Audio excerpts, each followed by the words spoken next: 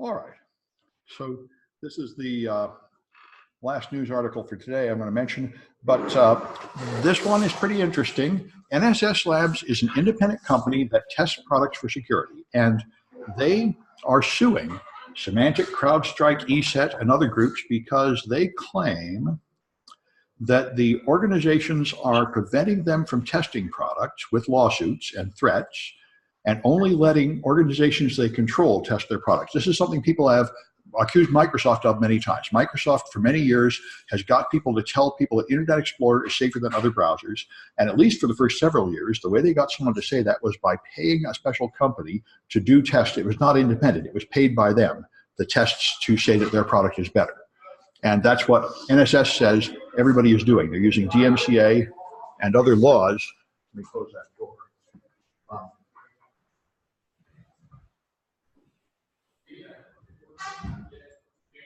To intimidate anybody independent who tests products, so that the only people that do publish tests of products are paid by the companies. So we will see what comes of this. I don't know who's right and who's wrong, but it certainly is an issue. And this is related to the issue on the internet that if you go to Yelp or Amazon review comments, some large portion of what you're seeing is fake. If you go to Mechanical Turk or any of the online work services, they will pay you to write Amazon reviews for or against people. And if you listen to talk radio and you hear people reading political things, I know some of the guys that do this. They get a job writing talking points which are emailed out to people to read into the radio, to read into their telephone and put on the show. Most of what you actually hear that appears to be citizens commenting, some large portion of that is paid political advertising. People are paid or join a group and told what to say.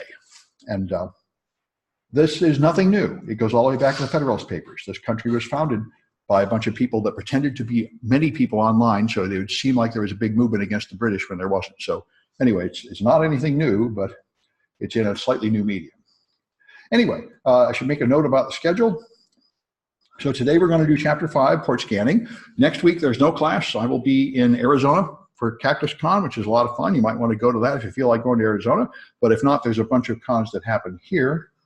Yeah, I still have not learned how to get rid of this. Someone told me that muting people would get rid of it, but that doesn't seem to do it. But it is also something I should remember to do. All right. Anyway, and then we'll be back here. So because I delayed the first couple projects due dates because so many people are having trouble with VMware, I may not have 3 projects this week and 3 projects next week, a week off in between. So there is enough time to do them, hopefully, but you should be aware it's a little screwy. Then we'll be back on track. Anyway, let's talk about port scanning. Which is your first step when you start attacking servers after you've done the footprinting and business intelligence from the outside to decide what people have and what you want to attack. Port scanning is when you start learning about exactly what machines are there and exactly what they do. So I mentioned a couple of other tools before we get going. If you want to get past a Windows password, Windows passwords, unless you have encrypted the hard drive, Windows passwords are just ornaments like TSA locks. They don't really stop anybody at all that have physical access to the machine. And so it is a common repair task in normal tech support to get past a lost password. There are many tools that can do it. Conboot is a tool that patches the RAM image during login, so it will take any password. And you can get into anybody's account, and it will appear to be them in all the logs. UBCD is a tool that runs that can hack through Windows-based computers with a GUI, with a Windows XP pre-boot environment-based disk. I used to have it in the projects. I quit using it in the projects because the particular tool I was using had not been updated, and it was still using Windows XP as a basis, and that means a lot of modern hard drives it couldn't handle. It would cause the blue screen of death because it needed drivers that were not included on that disk. There are Linux-based UBCDs that are more modern, and you can also use live ISOs like Knoppix or others, and they run a tool, usually CHNTPW is a common tool, tools that will change the Windows NT. See, there's just a file on the hard disk that has the encrypted passwords, and the encrypting key is just stored somewhere else. This was all figured out decades ago, and Microsoft never updated any of it. So there have been tools that will just totally write passwords on accounts forever. But nowadays, I just switched to the really oldest system in the book, which is to do it with a Windows install disk. But this is very easy. You have one around. This is a general solution. There's an official Microsoft way that I learned when I was getting Microsoft Windows Server 2000 certification, which takes 45 minutes. But if you do it by replacing utilman, then you can do it in maybe 2 minutes. And that's what you do in the projects. And this is nice because you don't need to have any special tool or anything. So it makes the point that Windows passwords are not really keeping anybody out unless you deny them physical access to the hardware, they're connected to a server that's in the closet, or you encrypt the hard drive with bootlocker. If you do that, none of this stuff will work, because then when you boot from something like a CD, it can't read or write the volume. And that's why they added, is it bootlocker? What is Windows bootlocker? Is that in Mac? BitLocker, thank you. Yeah. Anyway, that's why they added it, because before that, anybody could just, another attack that worked is to just take the hard drive out of the machine, put it in another machine, and read all the data off the hard drive. So you never even boot up the OS, and it never looks at the accounts or anything. So only encrypting the hard drive stops any of those things where they get physical access to the hardware. Anyway, so port scanning, we're going to talk about it, look at the types, and talk about what you can do with port scans, and then the tools you use. And the most powerful tool is to just write your own scripts, which is really quite easy, and you'll be doing some of it in the projects. So the point of port scanning is to find out what services a host has. Once you've found a machine you want to attack, you know its domain name or its IP address, and you're trying to see what services it offers over the internet. It is very important to scan all ports. If you want to test a server, by default, Nmap will just scan the 1,000 most popular ports, because that's faster. But if you really want to find out what's on a server, you have to really scan all ports, even though it'll take about 10 minutes. It's a useful investment, because there are often things running on strange ports. There are various scanners out there. Angry IP scanners, and one of them, I think it's included in Kali Linux, just a fast port scanner. There are a bunch of others, like Mass Scan, developed to scan the entire internet. The networks made it up into gigabit about 6 years ago. A group of researchers started figuring out that now you could scan the entire IPv4 address space, and it wouldn't take very long. And several researchers started doing this. I was surprised, because I regarded this as probably illegal, but no one seems to care that it's probably illegal. And it's now standard, and there are dozens of research groups that scan the entire internet every hour. So if you put anything up in the IPv4 address space on a common port, it will be found. We did this up in the lab. Now that we have a direct port to the outside world, up in the lab there, we were putting honeypots of various sorts on it to get attacked. And one thing Kirk did up there at the end of last semester is he put up a machine, and he started running a proxy server on it. And when he ran the proxy server on a normal port, within 10 minutes, someone in China found it and started surfing porn through it. And you could see the IP addresses go by, and all you had to do is move it to an unexpected port, and that would not happen. Because you can scan the whole internet very quickly for one port, but you can't scan all the ports on every machine on the internet in a reasonable amount of time, so it's just trying the most popular ports. And in China, of course, because of the Great Firewall, there's an enormous need for VPNs and tunnels and proxies, so many people are constantly trying to find them and use them. And it doesn't take long if you listen on a common proxy port. There's another similar activity that I saw at Hope, not this one, but the one before it, I think 3 years ago. Some people thought that Bitcoin was secure and had never been hacked, and there's a flaw in Bitcoin. We'll be doing a little cryptocurrency later in the class. But one flaw in the problem with Bitcoin is you have all these private keys that are long random numbers, and if you forget them, you lose your coins. So the original wallets had random numbers with private keys, and it was your obligation to save them somewhere, and a bunch of people lost them and didn't have a good backup and lost their keys, so they switched to memory wallets, where you start from a password you remember, and you do a hash of it to get the first key, and another hash of it to get the next key. You can predict all the keys from your password. So this means if you choose a guessable password, people can guess your keys. And so someone at Hope took a 6-character random password, put some money on Bitcoin, and just watched. And a scanner came through and stole his money within seconds. There are people traversing the blockchain with automated tools, stealing all the ones with predictable keys. So, it's similar. There are various people running these attacks. There's another thing. If you put up a server on a public IP and listen on port 22, you will immediately get break-in attempts. Every single machine listening on port 22, someone comes through every 5 or 10 seconds and tries a password. They're slow brute force attacks, and they must be getting in a lot of machines. If you just put up a service that logs the passwords people use, you can watch them go by. I did it for a while. It's pretty easy to do. You're just running through a dictionary of possible passwords on every machine on the internet constantly. Anyway. So that's the Angry IP scanner. We'll quickly try a lot of machines. All right, NetDiscover is another tool I use quite a bit.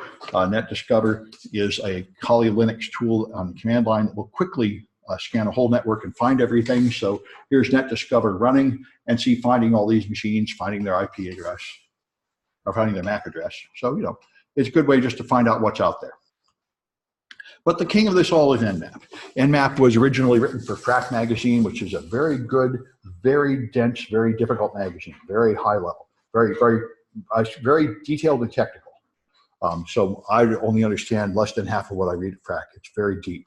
But anyway, this was written and distributed there for free and improved many times after that, and it's the standard scanning tool. Just like Wireshark is the standard network monitoring tool, Nmap is the standard scanning tool. And it has a GUI called ZenMap, but almost everybody just uses the command line. So the point of this is to scan ports, and typically what you're scanning is TCP ports, and you want to find out if they're open, closed, or filtered. You can do a little bit of scanning on UDP, but you get far less information because there is no handshake.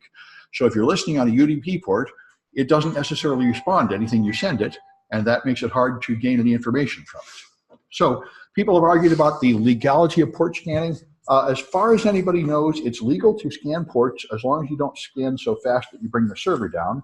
But if you go beyond that and start executing code on someone else's machine, that would seem to be a really obvious violation of the Computer Fraud and Abuse Act.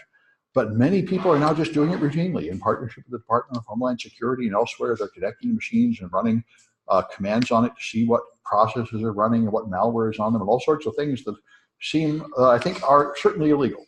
And as I mentioned before, the lawyers have written up documents for the Rapid7 that does this, saying we know this is illegal, but we hope that by publishing results and making it clear that we're good guys, nobody will press charges. And apparently that worked.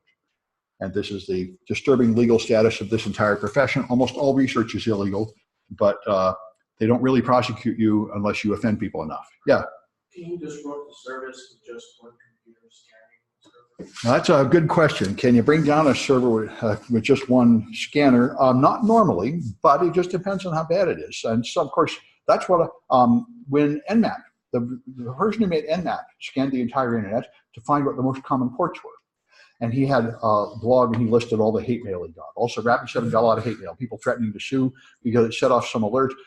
It's not common that it brings something down, but what is common is that you're running some kind of intrusion detection system and it detects the scan. And then people go and yell, who's scanning me? What kind of bum are you? Because of course, bad guys will scan you, and that would be a clue that they're bad guys. And so people get mad. That I think is, I haven't heard of very many people actually being brought down by a scan. What I have heard a lot is their staff freaks out and runs around doing things, arguing, and then they try to bill you for like 100 hours of wasted time as they ran around trying to figure out what to do about it. And that's the legal standard is if you cost them more than $5,000, then it's a crime, a serious crime, and they can claim that they spent $5,000 worth of human time trying to figure out what you're up to. But as far as I know, no one's gone to jail for just a port scan. You have to do more than that in practice, assuming you're reasonably competent to defend yourself and cooperate with your lawyer. One guy that really nearly went to jail over AT&T hack was Weave, but the main problem with him is that he's a lunatic. He would not cooperate with his lawyer. He wouldn't wear a suit. He had to interrupt his trial, so it's like bellowing out Nazi slogans in the middle of it. You know, this is how you go to jail. If you do a questionable thing, if you're too much of a lunatic to cooperate with your lawyer and play the game. But anyway, there was another guy like that in Washington. He was a security researcher, and he had a job as a security professional, but they had a multinational conference near his house, and he decided he didn't think they were secure enough, so he started recording YouTube videos of him sneaking around, finding a way to break through the fence and dig a hole under the fence and find a weak spot. And then he decided to buy a bunch of fertilizer to make it seem like he was building a giant bomb in his house, so he could then make a video saying, here I am right next to them building a bomb, and they didn't do anything about it. So the cops raided him and locked him up. And he lost his job. His wife left him. His church kicked him out. He said, well, I was just pretending to be a terrorist. I wasn't a real terrorist. And that defense did not save him.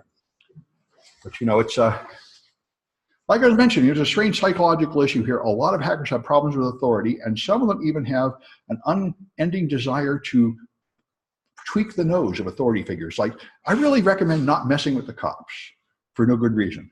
It doesn't end well. Anyway, there's people that just have to do that. So the normal handshake, you send a SYN to the server. If the server has an open port, it sends you a SYN ACK back, and then you send an ACK. That's the TCP handshake, and you have to do that before you can send or receive any data. It looks like this in Wireshark, a SYN going up, a SYN ACK coming back, an ACK going up. This is local port 1461 connecting to port 80 on the server. Wireshark, by default, will try to help you by replacing the numbers by letters, which I always turn off very quickly because I don't find it helpful. I'd rather just see the numbers. But anyway, that's what a TCP handshake looks like in Wireshark. And if you see that, you have an open port because you connected to the server and the server replied with a SYN ACK. So that's the SYN port scan. Now, a SYN port scan, the default, you send a SYN. When you get a SYN ACK, you don't even complete the handshake, you send a reset. Now, the reason you do this is because there's no need to do any more. You have the answer you need. And if you terminate this before the handshake even completes, then you will probably not go in any log because you didn't go far enough to send or receive any data. So you couldn't possibly have logged in or issued any commands or taken any data. So this kind of thing happens all the time as people make connections on something like a cell phone and then they lose the connection or something. So you can't log these productively. There are just thousands of events at this point, and they're not important events. Nobody got in. So if you're just trying to do a port scan and not get caught, this is the standard, fast and efficient. So that's a SYN scan, they call it the stealthy scan because you never actually complete the handshake. So you have a closed port, the server will send you a reset saying, don't bother asking, I've heard your request is denied, I received your request and I'm not offering any service on that port. So that if an open port, you cancel the third part with a reset. If you have a filtered port, that means a firewall or something dropped the packet on the way there. So you never even made it to the server.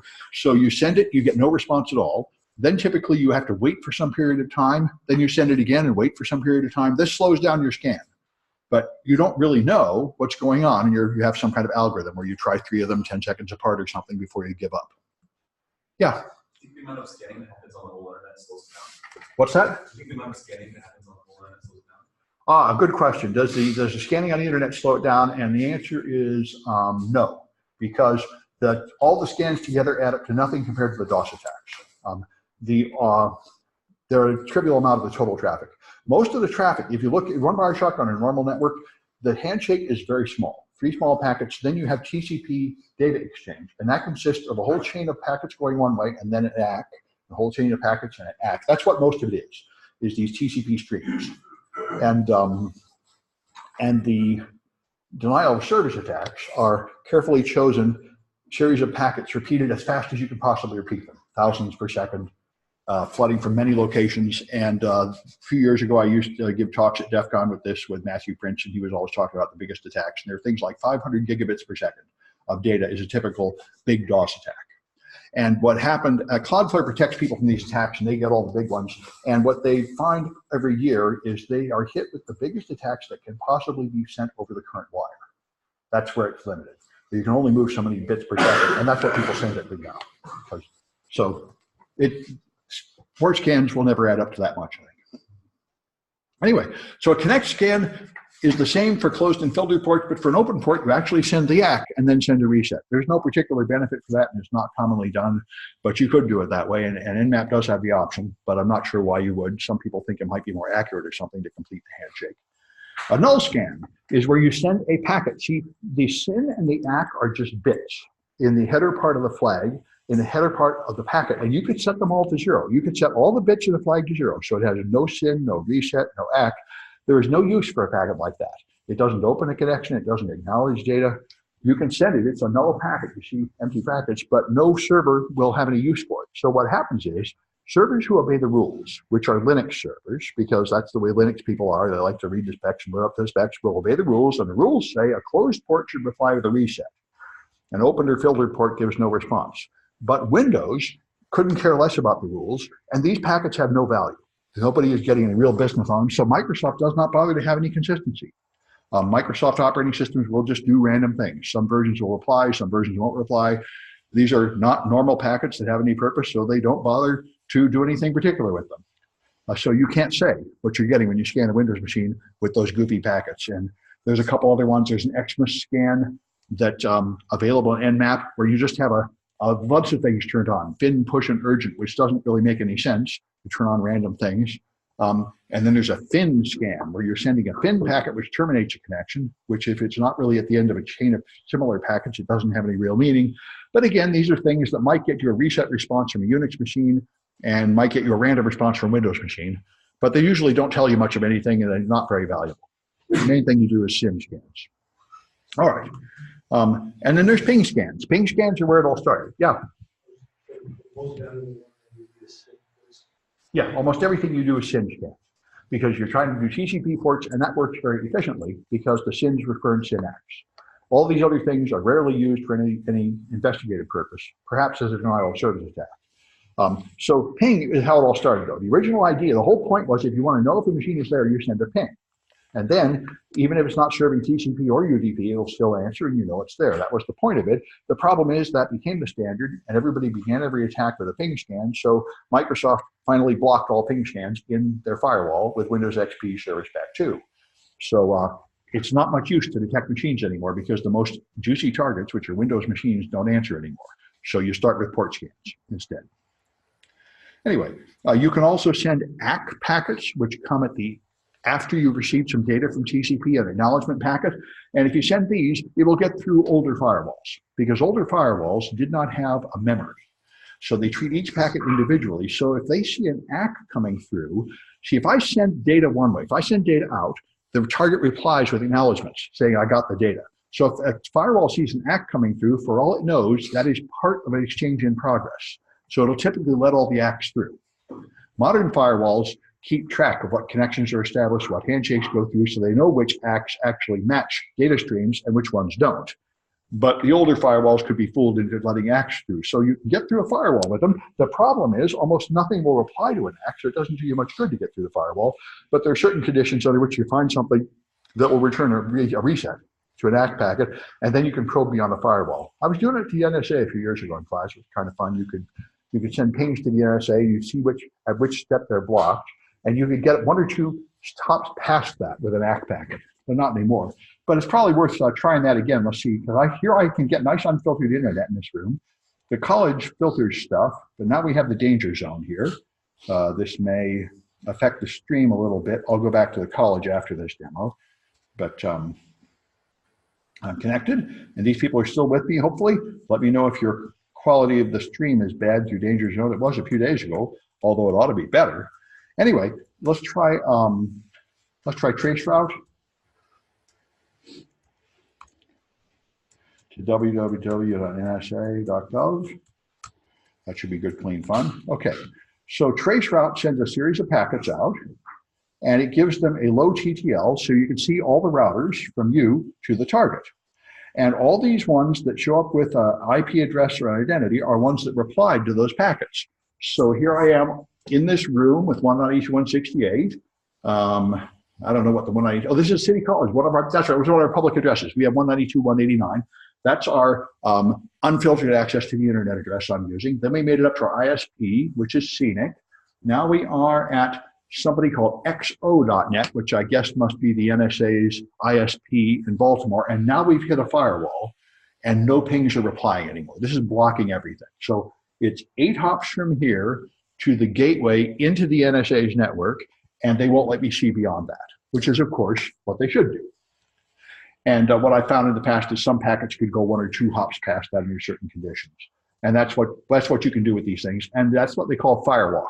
Firewalk is an old attack where you do this, you find out that the thing is 9 or 10 hops away, and then you send packets carefully with a TTL of 9 or 10. So they will go 1 or 2 hops past and then expire, and you'll get an error message back telling you the packet TTL expired.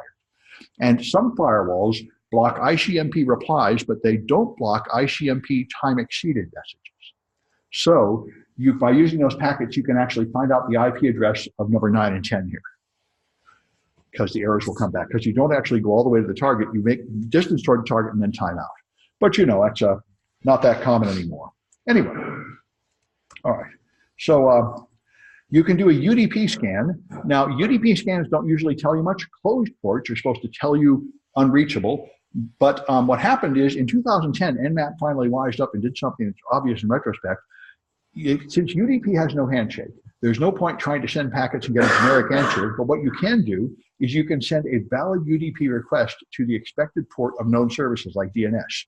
You can send a valid DNS request, and if it is a DNS server, you'll get a reply. and you can send a valid NTP for network time protocol and the other ones. So you can have a library, and you can at least find out if it's running one of the common services on the common port.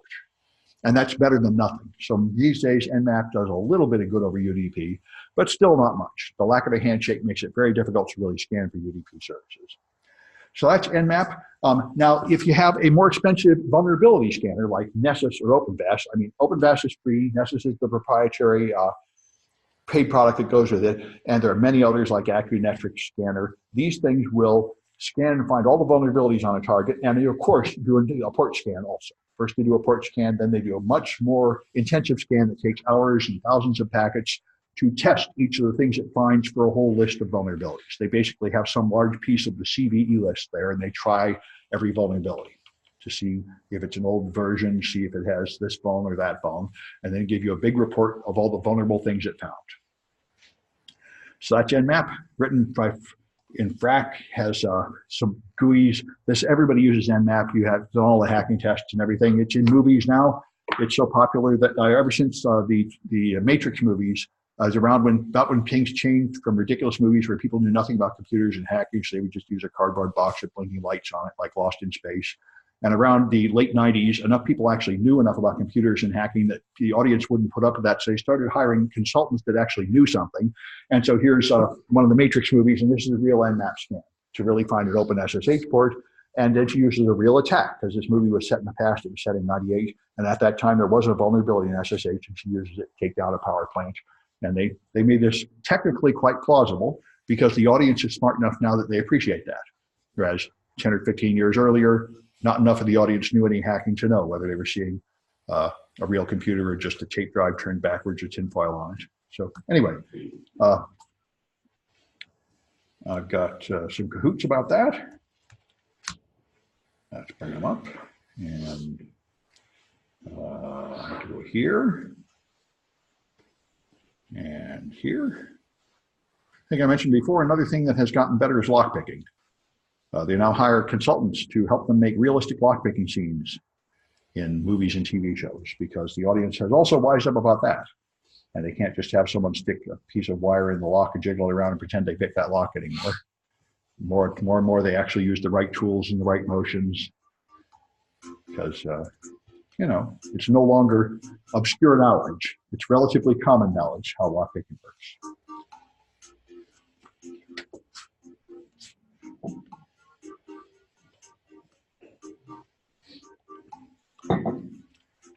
I'll get a text document up to write down the winners.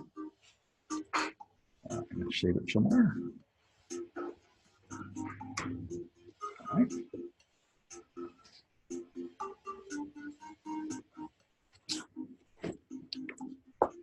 Penguin Lord, there you go.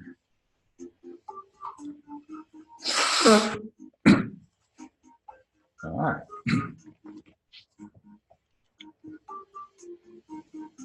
Oh, chat messages are coming in. Oh, what's the number for Kahoot? It does not appear on the screen. Really? Yeah, okay, people found it. Okay, good. All right. Is the bandwidth good enough through the danger zone? I could go back to the City College network if necessary. Let me know if you guys are having trouble. It looks like some people can see it. All right. Oh, here comes another one. Let's see. Well, what is this nonsense? A little bit more laggy than before. All right, well then, let me change back to the other network now. This one should do it. I appreciate my browser being able to hand off without losing a connection. That's pretty cool. I don't think they could always do that so well. Hey, what is this nonsense? HTML5 autoplay. How about go away? Oh, good. Right. Ask me a question I don't understand. All right, I've still got the people. Okay, so I'll wait another 5 seconds and then we can go. All right.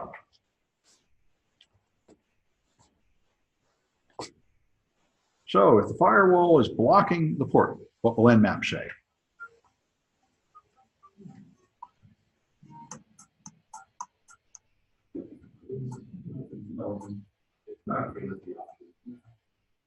What's happening? Oh, that's weird. I wonder why. Well, let me, people say they can't answer. Maybe I have to restart. Oh, nobody got any votes. Let me just try restarting the whole thing. Perhaps changing my network connection or something broke the connection with Kahoot. Let's see what happens now. I'll start another one. I assume that chat is telling you the same thing. Yep, Kahoot is not working. Okay, I'll start it again. We'll see. I guess I shouldn't change networks in the middle of a Kahoot session. I'm surprised anything works. You know, I would think I'd have to reinstantiate everything when you change from one network to the other.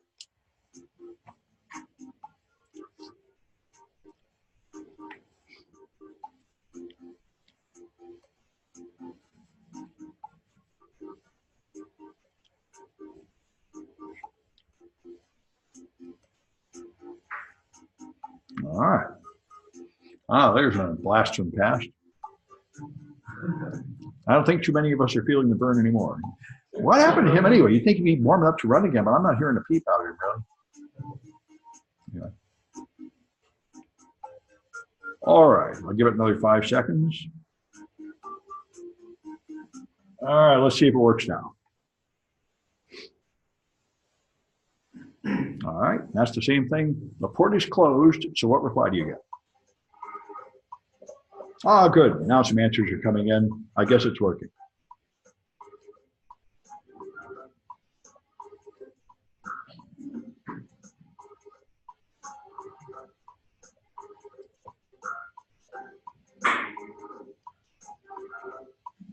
Okay, you get a reset from a closed port.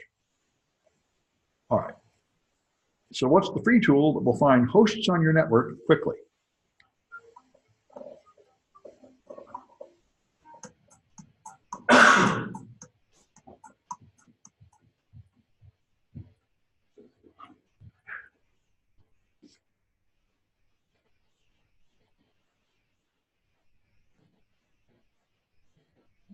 All right, and NetDiscover is very fast. Nmap is not very fast. Nmap scans all kinds of ports. NetDiscover does ARP scan. It's very quick to detect active. That's what I mentioned. It use it just to find things. Then use Nmap to get more information about them later.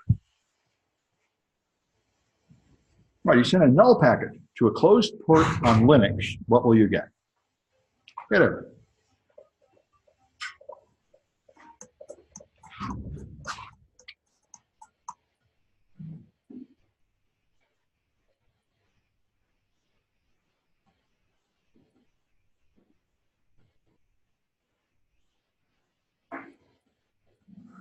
All right, you'll get a reset back on closed ports on Linux. All right. And if a firewall is blocking access, what will Nmap say?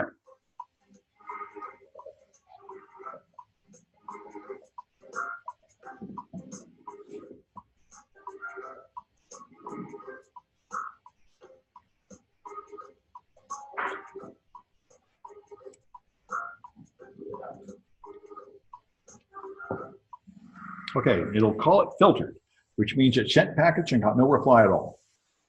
All right, there's my winners. URL, Jason, and Erica. All right. So URL will have to tell me who they are at some point, but Jason and Erica sound like they're probably real names. All right. Well, aha, this might be some information. All the extra credit, yes, all the extra credit is due by the last day. Yeah. All right. Here's a name for URL. Okay. Put it down here. All right. So I think I'll just carry on with the next section. We're a little bit earlier than usual here. No point taking a break right away. So Nessus came out. Nessus was originally free, and then it was pay, and some people tell me it's free now for academic use. They go back and forth. But anyway, Nessus is one of the earliest and most popular vulnerability scanners, and it's still, I think, the #1 most popular one. All these vulnerability scanners are very similar. They are really big products, and they will scan your site for hours and hours, sending a lot of traffic, and then give you a long report listing all the vulnerabilities it finds. They are fabulously inaccurate. Most vulnerability scanners will miss at least half of the vulnerabilities they're designed to find, and they will give you a bunch of false positives telling you there are vulnerabilities that are not really there.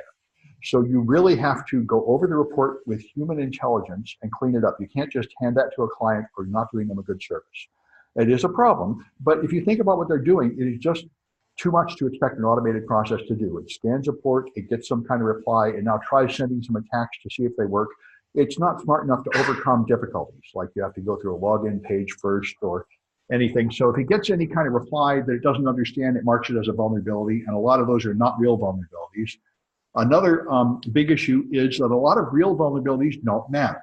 Like I found a lot of SQL injections at colleges, but it was in some stupid little thing that was just used to make a database of people going to one conference a year ago. So even though you could dump out the contents of the database, there was nothing in the database that was important, so they didn't care.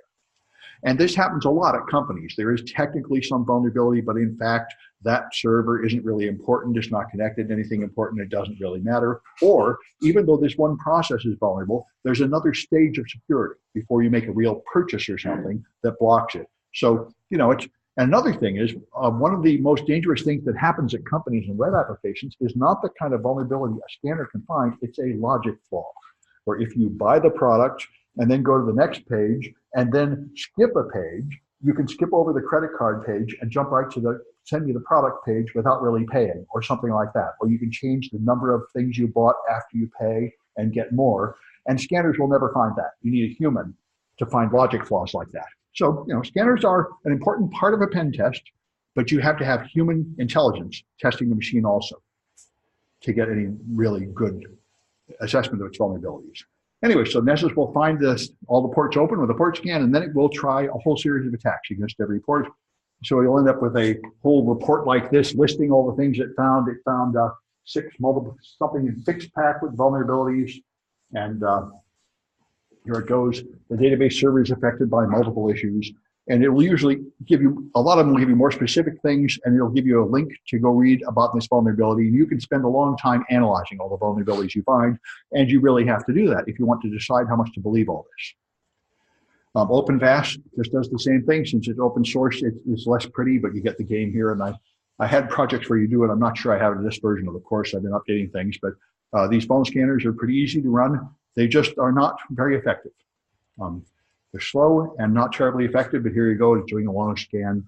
And you can configure it to try one scan and over another. One thing Nessus will do is it will warn you how dangerous the scan is. There are quite a few vulnerabilities where when you attack a vulnerable service, it will bring the server down. And they will warn you, you may not want to try those. The customer might not thank you. So you can determine how many of those dangerous scans you want to run. And there's, of course, some danger that you'll bring it down anyway. So anyway, here's a Fedora update and so on, a long list of things it found. I think it's just finding vulnerabilities, not particular vulnerabilities found on one server, just a general list of vulnerabilities. So anyway, you might do a ping sweep to find out what's on addresses, although it will only work for machines other than Windows and machines that don't block pings with a firewall. So pings aren't that accurate anymore. You can't regard it as things don't answer a ping. That does not mean they are not there. fping and hping are command line tools that have been around for a long time to do faster scans and more configurable scans than Nmap. They used to be considered very important for penetration testers to know. I think, and then I was doing this, and then I came across an IP version 6 attack that would take down Windows machines, and I told Microsoft, and they told me, you should try Scapy. And after I found Scapy, I really couldn't care less about these tools, because it is so easy to write your own tools in Python that you don't even need some tool somebody else wrote. Nmap is cool because it does the most common thing in a very comfortable way. But if you want anything more than Nmap, you should just do it in Scapy. Scapy is the cat's meow. What's that? SCAPY. And you'll be using it in a project, so I'll bring it up here. HPing is another one where you have, these guys have all these different scan modes, many more than Nmap, so you can send all sorts of exotic packets, and that's how people did it at one time. But what's more fun is to use Scapy, which I'll show you a little later. Anyway, another thing you can do is send traffic to a broadcast address, and I think I've shown you this before. This works pretty well in the City College network, at least it used to. Let me try my address here. My wireless card is here, 147, 144, 221, 35. Okay, and the net mask is in hexadecimal. This is 255, 255, 240, 0. So this is a super netted network of 16 class Cs combined to one network which has 4,000 addresses. That's what we're using. And so the broadcast address is there. So this is the directed broadcast address, and I could try pinging that, and it gives me no answer except just from me. But if I ping the undirected broadcast address, which is always 255.255.255.255, then I get just 2 answers from the router and me again. So this room has isolation turned on. Some of the classrooms I try this in don't have isolation turned on, and I'll get dozens of answers from all the Macs in the room. All the Windows machines don't answer anymore, but Macs and Linux machines do, and iPhones do, and Android phones do. So you get answers. But in this room, we appear to have isolation turned on, so everybody is on their own VLAN. So all you see is you and the router, which is nice. That's what Starbucks does. It's far more professional to do that so students can't attack each other. And if you were like sharing files, the other students won't be able to connect to your shared files. It's more polite to have isolation mode on. And I think they're trying to have it here, but frequently they don't. When I test this about half the time, I'm able to get a lot of replies. A few years ago, I'd get hundreds of replies from all over campus. The whole campus was just one flat network. Now it's more and more segmented. Yeah. What's that? If you have the physical address, no, I don't believe you can, because the router will not forward any traffic to it and the switches won't. But what you can do is you can just snip in promiscuous mode, and then you'll pick up the radio signals they send. And in an encrypted wireless network, you might think you won't be able to read them, but you can. There's a project where you do this. It turns out that WPA does not protect you from sniffing other people's traffic on the same network, because they negotiate the key with 4 EA Paul frames, and those are sent without encryption, and you can steal them. So if you make them disassociate and reconnect, you can find their key and then read all their traffic after that. Is there any reason you couldn't do you with a router and send information directly to them? No, there's no. You can also do that. That's a famous attack. That's putting yourself in the middle, a man in the middle attack. And you can totally reroute the traffic to you and make them think you're the router. And it's very hard to protect against. In fact, most wireless networks will not even inform you if you're connected to a WPA2 and protected network and suddenly a signal comes in with the same name and no encryption. It will just connect to that and say, oh, you must have moved to another room, and not even tell you that the new network has no encryption. You could do an arc-poisoning attack with isolation. Once you're on the same network, you can do arc poisoning. But if you're isolated like this, then arc poisoning won't do you any good. So first you'd have to do a spoofing attack to run a wireless attack. You have to do an evil twin attack, where you pick up another access point and turn up the power until you're more powerful than the real access point, and then everybody's computer will think they've been carried to a different room, and now they're closer to a different point, so they'll connect to you. And then you're in the middle. Now you get rid of the isolation, and now you can attack in another way. That's right, this is very important. Yeah, this is called a privileged position attack. There are quite a few attacks that you can only do from being in line. That's called a privileged position or a man in the middle attack, where I have to be in between you and the server. And to get in between, the most easy way to do it is on wireless networks, rerouting the traffic with arc poisoning. And we'll talk about it more later, but they're very good. Anyway, so you can ping a broadcast address like I did. On my network, it didn't do much, but on some networks, you'll get a lot of replies, because if you send traffic to the broadcast address, you're supposed to address every machine on your local network. So if you ping, the Smurf attack was the original denial of service attack that amplified packets. You would send a ping to a broadcast address at a remote network, like say City College. You could send it from off campus to 147, 144, 255, 255. It'll travel to campus, then go to every machine on campus. They will all reply. So one ping will have hundreds of replies. So you can amplify your bandwidth, because it's a ICMP is like UDP. There is no handshake. So you can put a false from address in the packet, and the reply will go to somebody else. So you put the victim in your target in the from address. You send broadcast pings to some place like a college that has a lot of machines and no traffic filtering, and the college replies with many replies to your target, and they get flooded with 100 times more packets than you can generate. This is a packet bandwidth amplification attack. They now call it distributed reflected DOS. And it doesn't work with this particular technique anymore, because of this attack. They changed the routing rules for the internet, so directed broadcast is now discarded. You cannot send to a broadcast from off campus anymore. This was included in the original protocol for IP, but it turned out to have no good use and only be used for this attack, so they blocked it. But there are many other ways to amplify your bandwidth. You can do it with DNS, you can do it with NTP, you can do it with a variety of protocols. And there's a whole series. This is one of the common ways you do denial of service now, is you have one attacker that bounces off something that makes the replies bigger to amplify your bandwidth. It not only makes the attack more effective, but it also hides the source because the attack actually comes from that other company. Anyway, so this is what I got a broadcast ping at CCSF a while ago. You see one ping and I get a whole bunch of replies. These are all the Macs and iPhones and Android phones in the room or in neighboring rooms. Anyway, so packet crafting is where you make special packets to send off, and F-ping and H-ping can do it, but for real fun, you write your own scripts. Scripting is the simplest kind of programming where if you're using just a command line, typing commands one by one, you can do work, and a script is where you just take the commands you would have typed and put them in a file. So it's really very easy. It doesn't require really knowing much about variables or languages. It just requires knowing what steps you go through. And so here's a simple shell script that defines something called network ID and then account, and then it does print. Just a series of addresses is all this is going to print.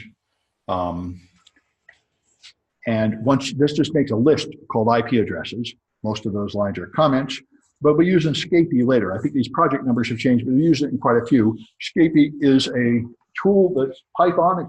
It's a Python library, and it's in Scapy. You can just type Scapy into Corley. It then gives you this 3 greater than sign prompt, which means you're inside Python. Now you can just, and the point of Scapy is it lets you make network packets. So you can create an IP packet, you can specify the destination, the port number, and just send packets. And over here, over come the packets. You can make your own chat client, make your own browser, make your own network monitor. You can just build any packet you want. And as you can see, it's really very easy. You just build it layer by layer. This, in my opinion, replaces all those other tools. And I've done a lot of attacks with Scapy. Yeah. No, I don't think they ever had a GUI. I think some people, there are some things that had a GUI that people wrote down and then none of them ever seemed to work very well. That's one of the nasty things about Linux. Everything really is done at the command line. All the GUIs are just there to lure in Windows users, and then they get betrayed when they find out that you can't really do anything without the GUI. Like one thing I don't think any version of Linux can ever do is you download something and you double click it to install it, and then they laugh at you, ha, ha, ha, that never works. You can never do that. You have to open the command line and use sudo. So why did they bother to put the icon on the desktop and let you double click it? That never works because the GUI doesn't work, and they don't think it'll work. They only put the GUI there because someone said you have to have a GUI to attract Windows users, but they hate it. So they always make it you can't get anything done in the GUI. It's very strange. This is actually, when you do surveys, this is the #1 reason why nobody uses Linux, because you have to use the command line. And normal people are very unhappy about that. And but that's the way it is. Yeah. What other tools does Scapy replace? Burp or Wireshark? No, does not replace Burp or Wireshark. It just replaces those packet crafting tools. You still need Burp because Burp has a whole bunch of tools to help you test websites for security problems, and Wireshark is still used to see the traffic. But what Scapy replaces is things like H-ping and F-ping. And some people, you could even use it instead of Nmap, but Nmap is so cool, I think it deserves to survive anyway. Yeah. Anyway, so you can write all your own tools. This book teaches you to, and we have class 124 here where we go through this. And in fact, I'll be doing it in a few weeks down south at a convention. They asked me to come teach a hands-on Python lesson, so I'll be there. It's a meetup before the convention. But hey, this is fun. This book is full of easy attacks in Python. It's an easy way to learn a simple kind of Python. Anyway, yeah. Do you teach 124 next? I think so. Let me check my schedule. It's not going to come around every semester, but I think it'll be coming around next semester. I have a plan here, and I think they're pretty much sticking to these plans. Yes, so next semester we are planning to do 124. So, and 128, 141, good, it's time for that to come around. I've had a lot of new cryptography since I taught that class, yeah. No 125 next semester. 125 will be the fall of 2019. Yeah, and I should mention, 125 is probably the most important for your career. The CISSP is the union card of this business. The rest of these are all good skills, approximately of equal value, but this one is special and it's not technical. But that is the thing everyone expects you to have to get a job in this business. Yeah. That 129, that's left for developers too. Yes, that's the point. It's going through, that's Burp. This tool is basically Burp. This class is basically Burp. And that Burp is the tool used to test modern web apps and old apps. Nothing has changed in 10 years, really. And this is the NCC group. says they'll hire people who have done this class. I mean, have done this book, and that's one of the Bibles, is that book, the Web Application Hacker's Handbook, which is written by the guy that made Burp. And Burp is the tool that does it. And knowing how to use Burp is what they tell you to have during bug bounties and to work in any kind of web pen testing. Yeah. Also, last question, is CNIT 197? Yeah. How does that work? 197 and 198 are work experience classes. You get credit for working at a job. There are no lectures or book or anything, and it's closely tied to the job fair. Steve's the king of that now. So it's part of our placement whereby we place students in jobs, and having them in some kind of class is the structure that people expect for that. The employers like it and such.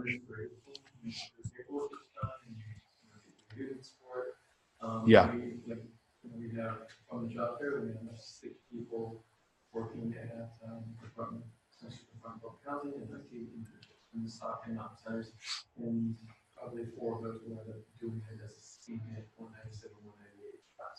We have a lot more people at UCSF, but they might start to we don't get them in. We're working on late start. Okay. Yep. That's a good idea. Late start for those classes would probably make them better. Running and rolling and rolling. So that would be great if we can do that. They're just accounting techniques, but it turns out that, the goal of this program is pretty much to place people in jobs. And there are some bureaucratic requirements, and somehow making the internship thing into a class is part of the structure. It's not really much like a normal class, though. Yeah. You've got 2 people in here right now. Good, good. Well, they ought to be. I highly recommend it. It's a very good way to get a job. Then you have experience. Anyway, I think we got some more Kahoots to do. Let me bring them up. And then I'll go up to the lab. I think I won't demonstrate Scapy live tonight. Let's see. I've got a chat message coming in. I think so. Yeah. Oh, yeah. Industry experience requirement for CISSP. Absolutely. You have to have 5 years of experience in 2 security domains, or 4 years and a degree or a security plus or something like that. If you take the test and you don't have the experience, you become an associate of ISC squared. I was that way for 6 years before I convinced them to give me a CISSP.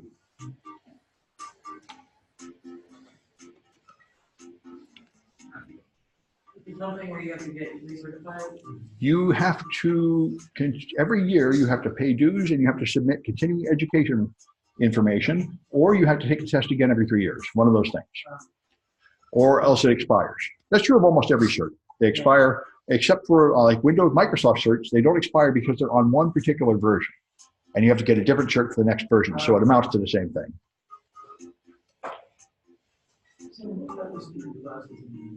What's that? Where's that list of your classes? At the bottom of my homepage. Yeah.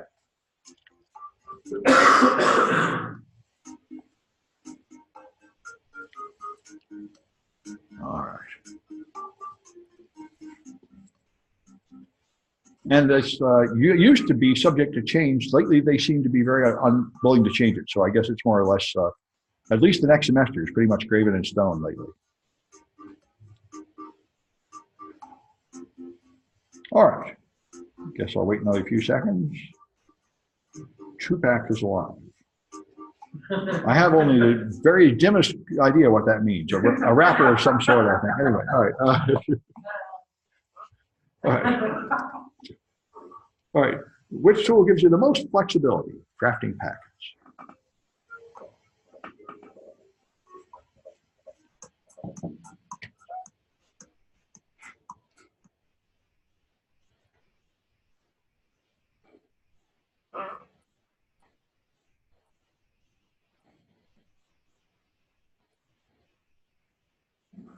Okay, that's right. If you write your own script, of course, you can do pretty much anything.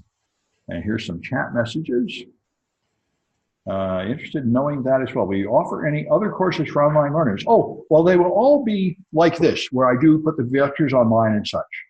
They're not officially online courses because the official online courses are subject to extremely onerous regulations around here. By this being a face-to-face course, I'm able to ignore all that. So it'll be like this, where it's online and anybody can get in if they want to. But you don't get official credit unless you jump through all the hoops. And as we're learning this semester, a lot of you jump through all the hoops and still don't get credit, but that's the way things are around here. Anyway, so which one's a port scanner, but not a vuln scanner?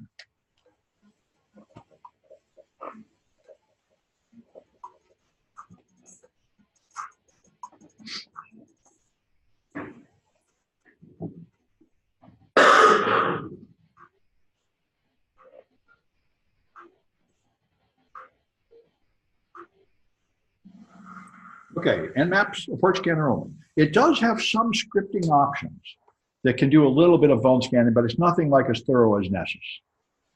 All right. Which one is a commercial vuln scanner?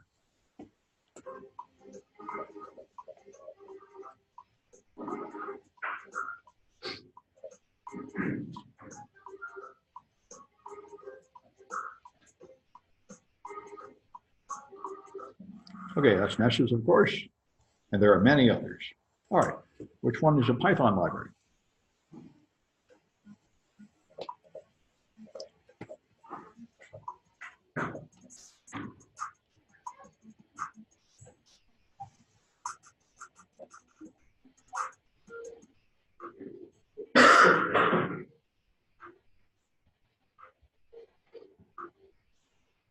All right, that's Scapy.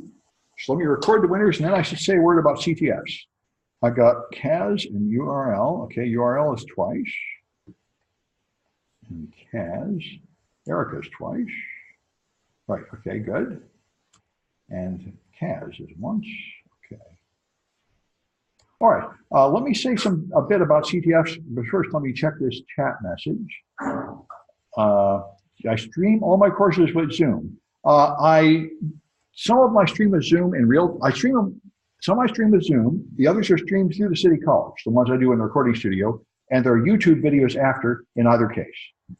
Anyway, all right. Wait, oh, this is a different Erica. Oh dear. All right, well, if you send me your real name at some point, I'll figure out who to give the points to.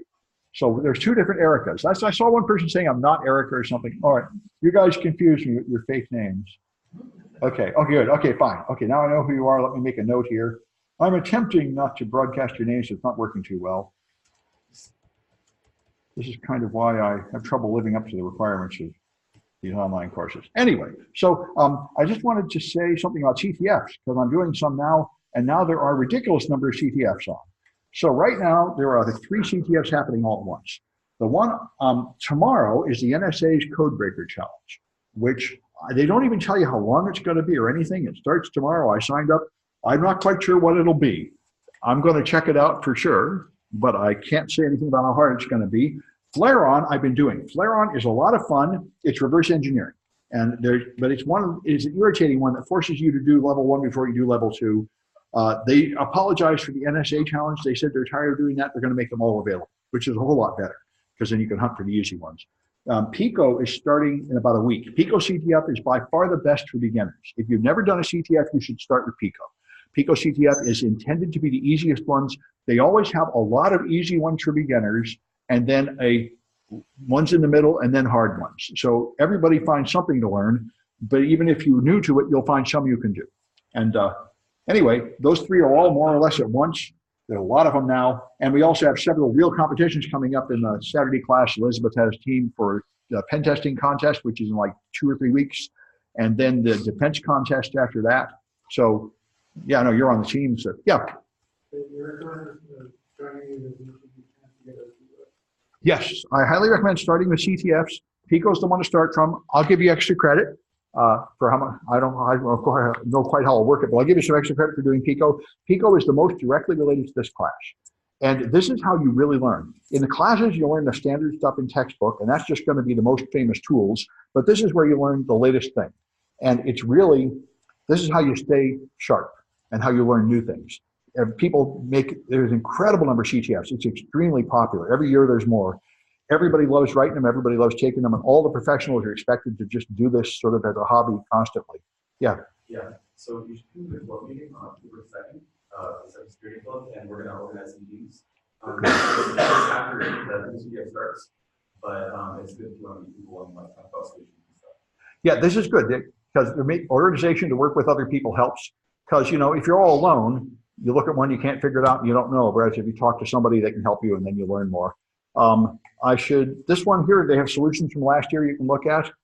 And, you know, that's true. Quite a few of these. Pico CTF has had 2 or 3 previous ones, and those are all online. So anyway, you can even read what other people did if you want to get started. But it really is good to try doing it yourself, even if you're a beginner. Yeah? I was just going to ask, Are those machines or? You can do it either way. At least Pico you can do either way. I don't really know what the rules are for that NSA thing. You, Yeah. Yep. Okay. And let's see, I've got another chat message up here. All right. Usually many categories, right? Okay. CTF has many categories. Yes. I think if CTFs always have like 6 or 7 categories, and you should know all that stuff. If you don't, you start with what you know, and the other ones remind you other things you should learn. Of course, you might be a specialist and just do forensics, but I think especially if you're taking this class, you're a beginner, and you really should learn something about all the areas. There's 5 or 6 major areas. They're typically set up like a Jeopardy board. There's cryptography and web application hacking, binary hacking, network hacking, and there's forensics, which is usually digging for data in a huge thing like a hard disk image. And nowadays there's more in the realm of social engineering. They're having more recon challenges, which are just hunting on the web for strange things, or trying to find connections between people, and that's important too. That's the less glamorous, perhaps, but the important thing of the step before this scanning, where you figure out what's going on at the company, who the people are, what they're doing. So these are all good things, and you get practice in these, and the practice is more or less designed by people who are a few steps away from real pen testers doing real engagement. So this is where you get stuff that's more modern than what's in your textbook. And very often they have challenges that are the most famous vulnerability that just came out, because everybody jumps on that. So when the big company got hacked with their struts vulnerability, I forget was it Equifax or who it was, about 2 years ago, everybody had Equifax challenges, and before that shell shock, and you really, what's that? It's all online. You just make accounts. But this one is done by Carnegie Mellon. Carnegie Mellon is the leader in this. And they write this. Carnegie Mellon students, I think, are writing Pico CTF, and they're very good. And it's intended, they say, for high school students, which is a little humiliating for us, but whether it's good or bad, they are at our level. I've never been in a high school like that. But even middle school, they say, are taking it. Man, that would be awesome, because this is not any too easy. So if that's what somebody thinks is middle school stuff, that the next generation is going to walk all over us. But anyway, that's fine.